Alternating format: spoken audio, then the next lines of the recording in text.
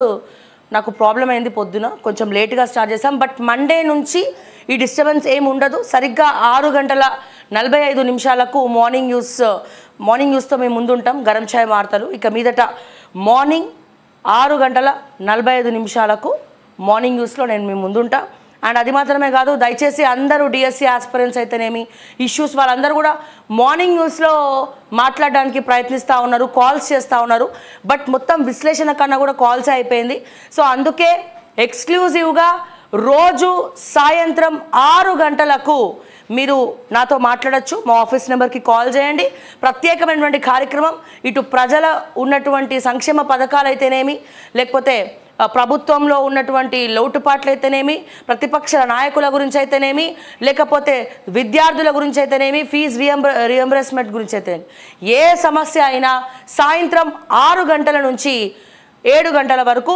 మనం ఓకే టీవీలో ఎక్స్క్లూజివ్గా ప్రతిరోజు చర్చించుకుందాం సో కాల్స్ ఏమైనా ఉంటే దయచేసి ఈరోజు సాయంత్రం 6 గంటలకు ఈరోజు నుంచి మొదలు పెట్టబోతున్నాం సో ఇప్పుడు కాల్స్ చేయకండి దయచేసి సో సాయంత్రం 6 గంటలకి నేను మీ ముందు ఉంటా సో 6 గంటల నుంచి మనము చిట్ చాట్ చేద్దామని చెప్పి మరొకసారి తెలియజేస్తూ దయచేసి మా లైవ్ని లైక్ చేయండి షేర్ చేయండి ఎందుకంటే చాలామంది నిజాలు నిక్కచ్చిగా మాట్లాడినప్పుడు మన చుట్టూ మిత్రుల కన్నా శత్రువులే ఎక్కువ ఉంటారు సో ఈ శత్రువులంతా ఒక టీమ్గా ఏర్పడి మా ఛానల్ రెవెన్యూ దెబ్బతీసే విధంగా ఏ రకంగానైనా గతంలో బీఆర్ఎస్ గురించి మాట్లాడింది ఇప్పుడు కాంగ్రెస్ గురించి కూడా మాట్లాడుతుంది ఏ రకంగానైనా ఏమైనా అణిచివేయాలి ముఖ్యంగా ఐఏఎస్ ఆఫీసర్స్ అండి ముఖ్యంగా ఐఏఎస్ ఆఫీసర్స్ ఎంత పగబట్టి ఉన్నారంటే మా పైన వారం రోజులైనా సరే లేకపోతే ఇంకొన్ని రోజులైనా సరే శ్రావ్యని జైల్లో పెట్టాలి ఈ అమ్మాయిని ఎట్లయినా సరే ఏ రకంగా సరే ఓకే టీవీని డ్యామేజ్ చేయాలా శ్రావ్యాన్ని డ్యామేజ్ చేయాలా ఎట్లా పడితే అట్లా మాట్లాడుతూ ఉందని చెప్పి పగబట్టుకొని ఉన్నారు కొంతమంది సో కాల్డ్ అందరిని అంటలేను కొంతమంది ఐఏఎస్ ఆఫీసర్స్ సో ఇటువంటి తరుణంలో మీ లైకులు మాకెంతో విలువైనవి మీ కమెంట్స్ మాకు ఎంతో విలువైనవి సో కమెంట్స్ రూపంలో దయచేసి అలాగే లైక్స్ చేయండి షేర్ చేయండి ఓకే టీవీ అఫీషియల్ ఫేస్బుక్లో కూడా మార్నింగ్ న్యూస్ అనేది లైవ్ వస్తుంది సో ఓకే టీవీ అఫీషియల్ ఫేస్బుక్ని కూడా ఫాలో అవ్వండి సో ఎందుకు అంటే మీ రిపోర్ట్స్ బారి నుంచి దయచేసి మమ్మల్ని కాపాడండి సో ఏదైతే ఒక టీం ఎక్స్క్లూజివ్గా కూర్చొని రిపోర్ట్స్ కొట్టడమే పనిగా కూర్చున్నారో సో వాళ్ళ నుండి మమ్మల్ని మేము కాపాడుకోవాలంటే మీ లైకులు మాకెంతో విలువైనవి సో దాన్ని యూట్యూబ్ కన్సిడర్ చేసి రిపోర్ట్స్ని తొలగించే ప్రయత్నం చేస్తుంది అని చెప్పి నేను మరొకసారి మీకు రిక్వెస్ట్ చేస్తా ఉన్నాను ఈ సందర్భంగా అండ్ అలాగే బక్కా జడ్సన్ గారు నిన్న సాయంత్రం ఆమరణ నిరాహార దీక్ష చాలా 11వ రోజు దాదాపు 12వ రోజు అండి చాలా ఇబ్బందికరంగా 2-3 డేస్ బ్యాక్ మనం పోయినాం 9వ రోజు అనుకుంటా 9వ రోజు పోయినాం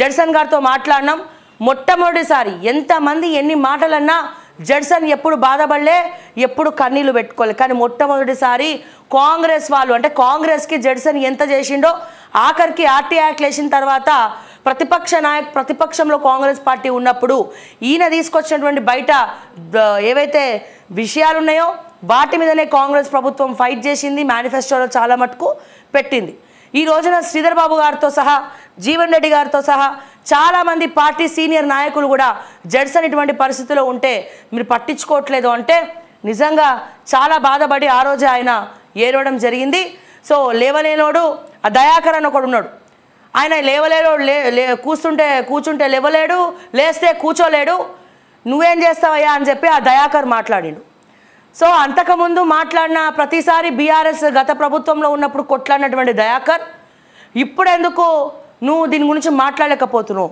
ఇప్పుడెందుకు విద్యార్థుల గురించి నువ్వు మాట్లాడలేకపోతున్నావు నిరుద్యోగుల గురించి మాట్లాడలేకపోతున్నావు డిఎస్సి పోస్ట్పోన్ చేయమని నువ్వు చెప్పలేకపోతున్నావు కాలు చేతులున్న మీరు చేయలేని పని జడ్సన్ చేసి చూపిస్తుంటే ఈ రోజున పేరు ఎక్కడ ఆయనకు పోతుందా అని చెప్పి అడ్డమైన రాజకీయాలన్నీ కూడా చేస్తూ ఉన్నారు ఎవరెవరితోడో తిట్టిస్తూ ఉన్నారు సో ఎన్నో ఆర్టీ యాక్ట్లు ఎన్నో కేసులు వేసి ఆయన ఇప్పుడు కాదు ఆయన ఫైట్ ఎప్పటి నుంచో ఉంది 10 ఏళ్ల నుంచి ఏ స్కామ్ జరిగినా మొట్టమొదట బయట పెట్టింది బక్కా జడ్సన్ దయాకర్ నువ్వు ఒక్కటైనా వేసినవా నువ్వు ఎన్నడన్నా ఏమైనా మాట్లాడినవా ఎన్నడన్నా ఒక్క జడ్సన్ లాగా ఏ పార్టీకి కూడా మద్దతు లేకుండా ఏ పార్టీకి కూడా సపోర్ట్ లేకుండా ఏ పార్టీ ఉన్నా సరే క్వశ్చన్ చేసినవా అని చెప్పి నేను అడుగుతా ఉన్నాను ఈ రోజున సో నువ్వేంది ఆయన ఏంది సో నువ్వు అతను అంత మాట అనడం ఏంది అనేది ఆలోచించుకోవాలి కొంచెమన్నా నియత్ ఉండాలయ్యా కొంచెమన్నా నియత్ ఉండాలంటున్నా సో ఆఖరికి బీఆర్ఎస్ ప్రభుత్వంలో బీఆర్ఎస్ వాళ్ళు చేసిన స్కామ్స్ అన్ని కూడా బయటపడితే ఇప్పుడు బీఆర్ఎస్ వాళ్ళు కూడా ఆయనను చూడడానికి కొంతమంది పోతా ఉన్నారు. నిన్న రజనీ సాయి చంద్ గారు వెళ్ళారు. సో ఆవిడ సమక్షంలోనే హాస్పిటల్లో కొద్దిగా జాయిన్ అవ్వడం జరిగింది. అంటే తీసుకెళ్ళి అడ్మిట్ చేయడం జరిగింది. అంటే ప్రతి గవర్నమెంట్లో ఉన్నప్పుడు ఈయన ఫైట్ చేసిండు కల్వకుంట్ల ఫ్యామిలీ గురించి, బీఆర్ఎస్ పార్టీ గురించి. ఆయన ఫైట్ అనేది ఏం వ్యక్తిగత పర్సనల్ కక్షలు ఏం లేవు. బట్ ఇది జరిగింది అది జరిగింది అనేది అన్ని బయట పెట్టిండు. అయినప్పటికీ కూడా అట్లీస్ట్ వాళ్ళు ఆ కోపం ప్రదర్శించకుండా కూడా పోయి అతను చూడని కన్నా పోయి పరామర్శించి రిసీవ్ చేసుకొని ఏదో ఒకటి చేస్తారు. కానీ ఫస్ట్ నుండి కాంగ్రెస్ పార్టీ నమ్ముకొని కాంగ్రెస్ పార్టీ జనరల్ సెక్రటరీగా చేసి ఏఐసిసి సెక్రటరీగా చేసి ఈ రోజున మీరే అతన్ని సస్పెండ్ చేసి మీరే అతన్ని బయటికి పంపించి సో ఇవన్నీ కూడా చేస్తూ ఉన్నారు. చాలా ఎవరెవరితో తిప్పిస్తూ ఉన్నారు. బట్ అటువంటి వ్యక్తులకు మీరు స్థానం ఇవ్వకపోయినా ప్రజలు డెఫినెట్గా అతన్ని గుండెలో పెట్టుకుంటారు. పబ్లిక్ చాలామంది మొన్న ఎమ్మెల్సీ ఎలక్షన్లో కూడా ఆయన డబ్బు లేదు కాబట్టి పంచలే, నిరూపితమైంది. డబ్బు పంచితేనే ఎవడైనా ఎలక్షన్లో గెలుస్తారు, డబ్బులు పంచకపోతే గెలవరు. అందుకే ఇప్పుడు డబ్బు పంచి గెలిచిన మల్లన్న ఏం మాట్లాడిండు దీని గురించి? ఏమన్నా మాట్లాడిండా? మల్లన్నని చేయమనండి ఆమరణ నిరాదీక్ష చేస్తున్న తీర్మానం మల్లన్న గారు అంటే మాకు కూడా గౌరవమే ఉన్నది. కానీ మల్లన్న కూడా మారిపోయిందని అనిపిస్తూ ఉంది కదా. వీళ్ళ గురించి ఎవరు కూడా మాట్లాడతలేరు కదా. ఎక్కడ పోయిండు మల్లన్న? నిన్న మనకి నల్గొండ నుంచి అమ్మాయి కాల్ చేసింది. మరి పట్టభద్రులు అందరూ కలిసి మల్లన్నని గెలిపించారు. ఆ నియోజకవర్గంలో ఉన్న డిఎస్సి ఆస్పిరెంట్స్ కూడా అన్యాయమైనట్టే కదా. మరి వీళ్ళందరూ ఎవరు మాట్లాడరా?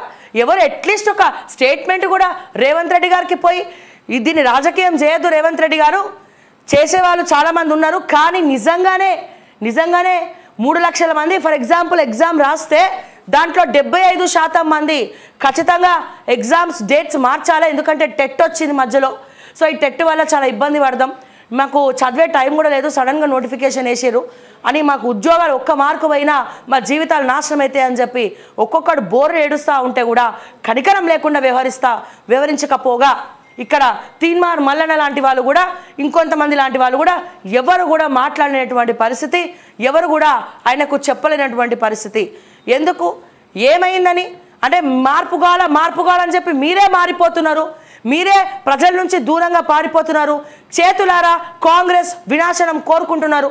చేతులారా మీ అడ్మినిస్ట్రేషన్ని మీరే నాశనం చేసుకుంటున్నారు. మీకు ఎవరో వచ్చి కుంపటి పెడతలేరు, మీ పార్టీలలో మీరే కుంపట్లు పెట్టుకుంటున్నారు. మీ ఏదైతే మీ ఆలోచన విధానం ఉందో దాన్నే ఖరాబ్ చేసుకుంటున్నారు.